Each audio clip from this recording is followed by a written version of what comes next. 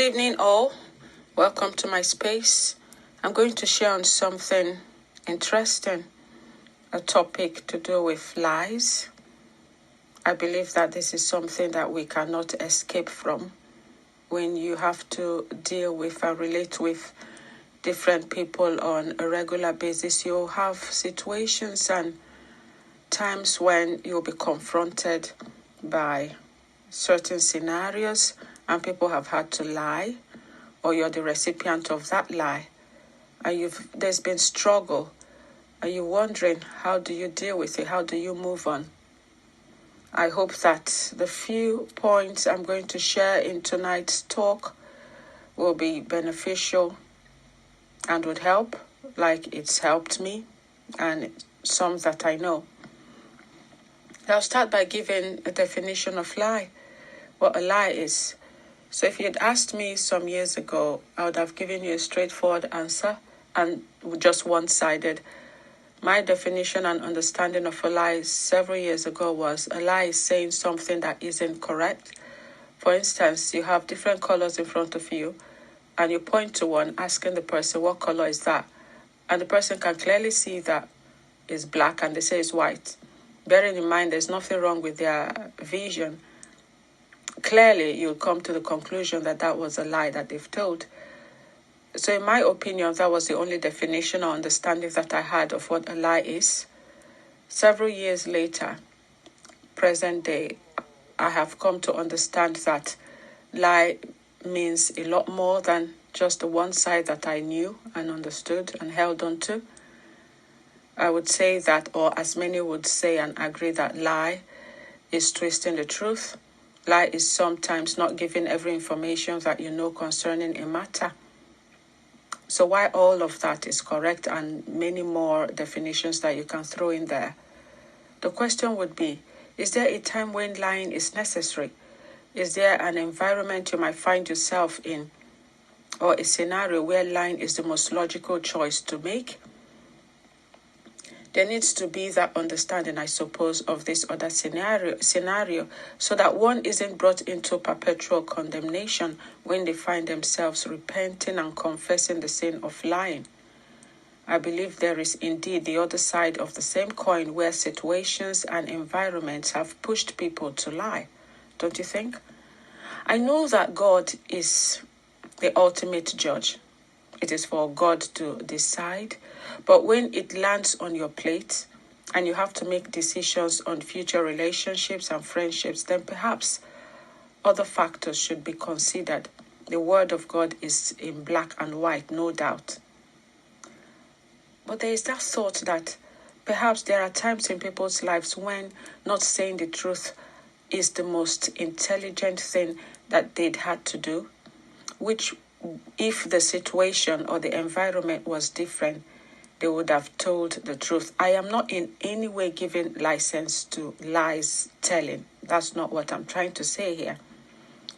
I know that so many Christians have gotten to the level in their lives where lies are treated as what it is, which is sin. And so they will not meddle in it no matter what the pressure is. But for others who have been victims of it, before we make harsh decisions, let's consider a few things before cutting off or distancing ourselves from that person that lied to us or lied to you. For instance, if one is in an environment that demands that you reserve certain information and keep it to yourself because it is safe, when you're the only one that knows that whole information, I think it's important to remember that not everyone that is in a gathering with yourself has the best of intentions. There are people that they might talk one thing, but in their heart is venom and the opposite.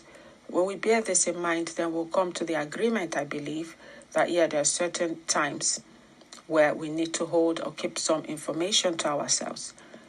I'll read from 1 Samuel chapter 21, 10 to 14, and I'll explain what the place is talking about in detail. Verse 10 says, And David arose and fled that day for fear of Saul, and went to Achish, the king of Gath. And the servants of Achish said unto him, Is not this David the king of the land? Did they not sing one to another of him in dances, saying, Saul had slain his thousands, and David his 10,000s? And David laid up these words in his heart, and was so afraid of Achish the king of Gath. And he changed his behavior before them, and feigned himself mad in their hands, and scrabbled on the doors of the gate, and let his spittle fall down upon his beard.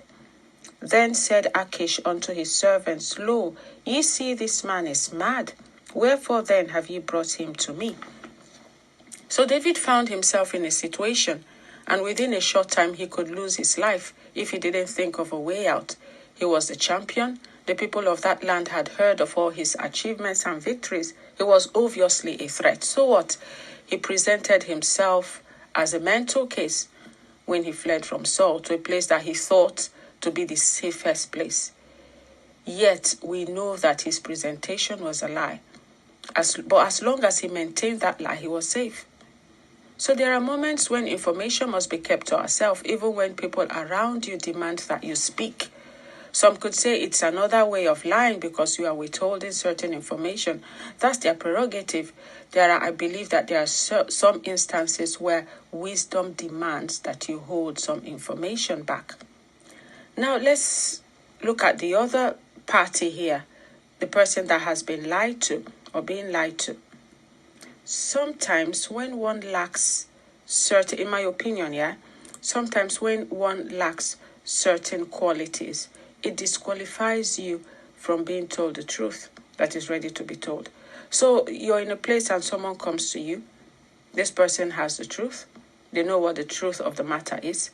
But they choose to lie to you because they've done some assessment and decided you were not worth telling the truth to, because in his or her opinion, you couldn't handle the truth. They probably see you as a threat, or they've imagined that your response will not be favorable. I think a good example is the case we just read, where David saw that if he didn't change his disposition, he would be a dead man.